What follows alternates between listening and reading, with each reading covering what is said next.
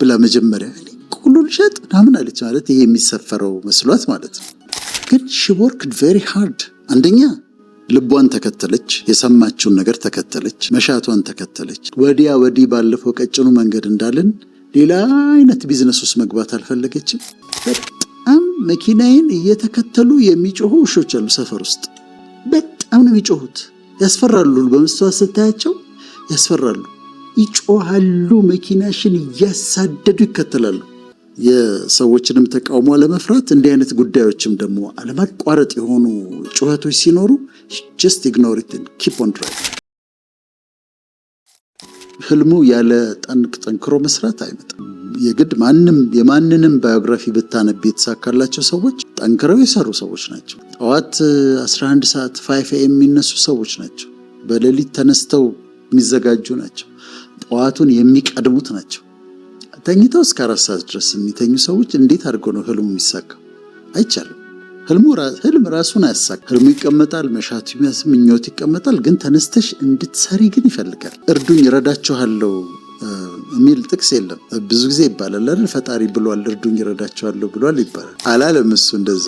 ግን የድካማችሁን ፍሬ ግን እባርካለሁ ብሏል። የድካማችሁን ፍሬ ማለት ትሰራታለህ፣ የምትሰራው ግን እባርካለሁ፣ ኤፈርትህን እባርካለሁ፣ ፍሩቱን እባርካለሁ ግን ተብለናል። ስለዚህ መስራት አለብን፣ ተነስተን መስራት አለብን። እኔ ኢትዮጵያ ውስጥ በጣም ከማደንቃቸው ሰዎች አንዷ ኤልሳ ነች። ኤልሳ ቆሎ እንዴት እንደማከብራት ነግሻች። አሁን ትንሽ ጊዜ ሆነን ካገኘኋት ግን ኤልሳ ቆሎ ከደወለች እኔ እየነዳሁ ከሆነ አቆሜ ነው ማናገራት። በጣም ነው ሪስፔክት ማድረጋት። ኤልሳ ቆሎ እንዴት ነው የጀመረችው? በጣም ተቸግራ እያለች ውስጧ ይሄ መሻት መጣ፣ ሐሳብ መጣ። እሷ ድምጽ ነው የምትል እና ምንድነው ቆሎ ቆይ የሚል ድምጽ ነው የሰማችው ውስጧ። ቆሎ እኔ ብላ መጀመሪያ ቆሎ ልሸጥ ምናምን አለች። ማለት ይሄ የሚሰፈረው መስሏት ማለት ነው። በኋላ ሐሳቡ ሲመጣላት አዘጋጀች። ኦቾሎኒውን ገብሱን ምን አዘጋጀችና ቆሎ ሰራችና ትንሽ የሱፐር ማርኬት ነበር፣ እዛ ሱፐር ማርኬት ወስዳ አስቀመጠች፣ 2 ላስቲክ። በማግስቱ ስትመጣ ተሸጧል። ከዛ እንደገና ደግሞ 5 አዘጋጀችና እሱን ደግሞ ወስዳ አሁንም እዛ ትንሽ የሱፐር ማርኬት ታስቀመጠችው። እሱም ደግሞ ተሸጠ። እያለ በጣም ሃርድ ወርኪንግ ነች፣ በጣም ጎበዝ ነች። አሁን ስንት ልጅ ባገኘኋት ጊዜ ትንሽ ቆየ። አሁን ብዙ ምናልባት በመቶች የሚቆጠሩ ሰዎች አሉ በሷ ስር ተቀጥረው የሚሰሩ። በጣም በኪሎ ተተምኖላ ነው የምትገዛው እኮ አሁን ላይ አይደለ? በጣም ብዙ ሰው ከመሆኑ የተነሳ ከ3 ኪሎ በላይ መውሰድ አይቻልም ሁላ ይባላል። አንዳንዴ ለሌላውም ሰው እንዲደርሰው ማለት ተመልከች። ሰልፍ እና ደግሞ ልክ እንደ ራሽን ከ2 ኪሎ ከ3 ኪሎ በላይ አይቻልም። በቃ ሌላውም ሰው እንዲደርሰው እኔ ብዙ ጊዜ ተብዬ ተመልሼ አውቃለሁ። አይገርም? አዎ እንግዲህ ያ ተአምር ነው። በጣም እሱ ብቻ አይደለም። ኢትዮጵያን ኤርላይንስ ፈርስት ክላስ ስትበሪ ለኢኮኖሚ ክላስ አይሰጥም። ፈርስት ክላስ ግን ውድ ዋጋ ከፍለሽ ፈርስት ክላስ ስትበሪ ከሚሰጡሽ ነገሮች አንዱ ኤልሳ ቆሎ ነው። እንደዛ ገጥሞኝ ያውቃል። ሁሌ ያርጉት አላውቅም። ኤልሳ ቆሎ ነው። አሜሪካ ብትሄጂ ኤልሳ ቆሎ ነው። ካናዳ ብትሄጂ ኤልሳ ቆሎ ነው። እዛ ብትሄጂ ኤልሳ ቆሎ ነው። በቃ ብራንድ ነው። ግን she worked very hard። አንደኛ ልቧን ተከተለች፣ የሰማችውን ነገር ተከተለች፣ መሻቷን ተከተለች።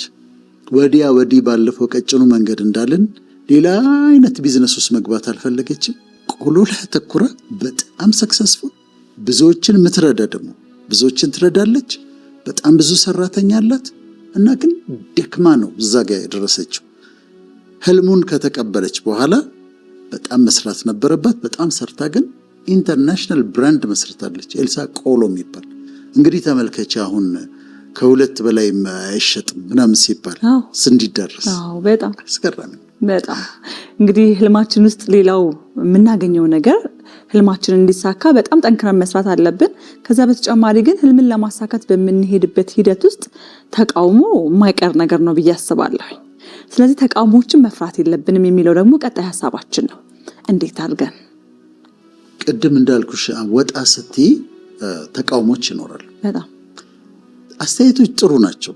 ኮሜንቶች፣ ኮንስትራክቲቭ የሆኑ ክሪቲሲዝም፣ እንድታድጊ እንድታስተካኪ የሚሰጡሽ ነገሮች አሉ። ግን ደግሞ ዝም ብሎ የሚያሳድድሽ ነገር አለ። ፖይንቱ ምንድነው?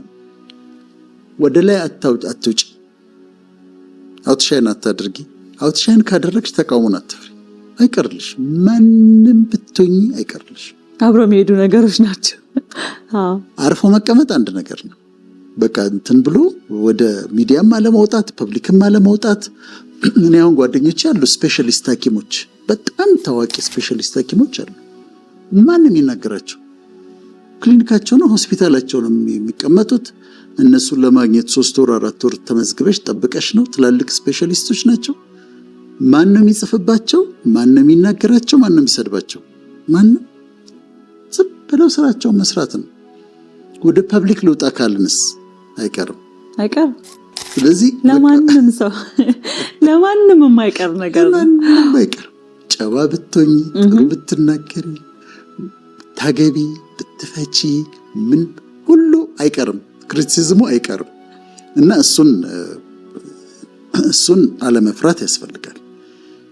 እኔ ከሰዎች ጋር ባልተገናኘ ይሄኛው ምሳሌ የምሰጥሽ ከሰዎች ጋር ባልተገናኘ ነው። ግን ነገሮች አሉ የሚያሳድዱሽና ደክሟቸው የሚተዉ ነገሮች አሉ። እኔ አንዳንድ ሰፈር ውስጥ ስገባ መኪና እየነዳው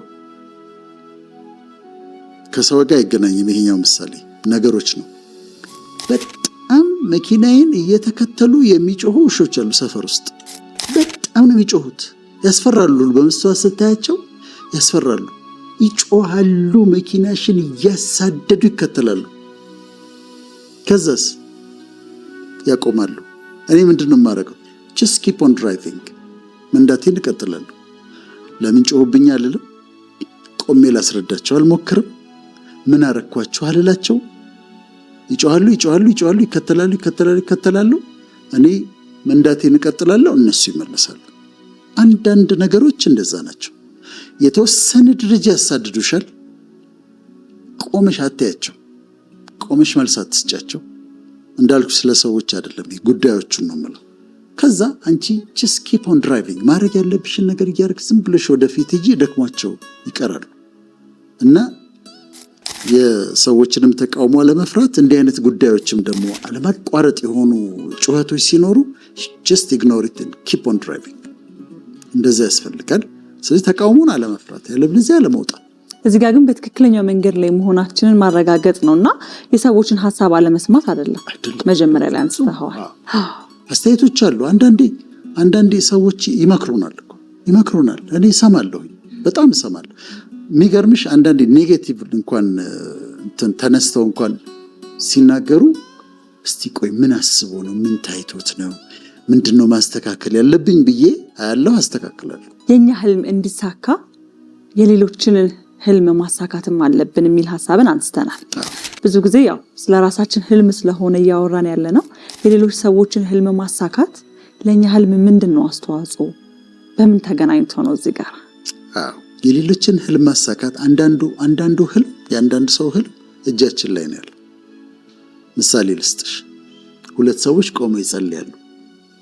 ይሄኛው ባለ ሀብት ነው እና የ500 ሚሊዮን ብር ፕሮጀክት አለው እና እሱ እንዳይበላሽበት እንዲሳካለት እየጸለየ ነው።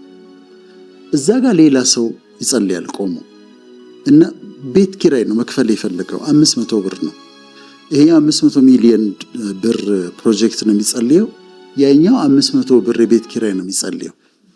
ከዛ ይሄም ሲጸልይ ይሄኛው ባለ ሀብቱ አየውና አንተ ምንድነው የምትጸልየው አለው። ቤት ኪራይ ምከፍለው እንዲሰጠኝ አምላኬ አለ። ስንት ነው አለው። 500 ብር አለው። እና አለውና 500 ብሩን ሰጠውና መስመሩን አታጨናንቃለሁ እኔ ልጸልይበት። እኔ ብቻ አሁን ልሰማበት ያንተ ጥያቄ ተመልሷል እዛ ጋር ብሎ 500 ብሩን ሰጠው። ያ 500 ብር ይዞ ሄደ። ጸሎቱ ተመልሷል። ይሄኛው በሰፊው በቃ ኔትወርኩን በሙሉ ተቆጣጥሮ ብቻውን በደንብ እንዲሰማ ማለት ነው። ስለዚህ የዚህ ሰውዬ ህልም ቤት ኪራይ ነበር አይደል? እዚህ እሱ ሰጠው 500 ብር። አንዳንድ ሰዎች ህልም እጃችን አለ። እኔ ቤት ውስጥ የሚያግዙን አሉ አይደለም? በተለምዶ ሰራተኛ የምንላቸው 2 ልጆች እኔ ጋር የነበሩ ፈቅጄላቸው ትምህርት ቤታቸውን ከፍዬ ትምህርት ቤት እየሄዱ የመጀመሪያ ዲግሪያቸውን አግኝተው ወጥተዋል። ምንድነው ይሄ? የእነሱን ህልም ማሳካት ነው። መማር ትፈልጊያለሽ? አዎ። የማታ የለም ትምህርት፣ የቀን ነው። አዎ።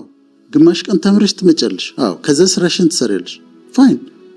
የትምህርት ቤትሽን ነው እከፍላለሁ። ሂጂ ተማሪና ነው። መጀመሪያ ዲግሪያቸውን አግኝተው ጨርሰው ወጥተው በጣም ነው ደስ የሚል። አዎ። አሁን ወጥተው ስራ ይዘው አግብተው ወልደው ምናምን እንደዛ ነው የምታየው። እና የሌሎችን ህልም ደግሞ ማሳካት ይቻላል ማለት ነው።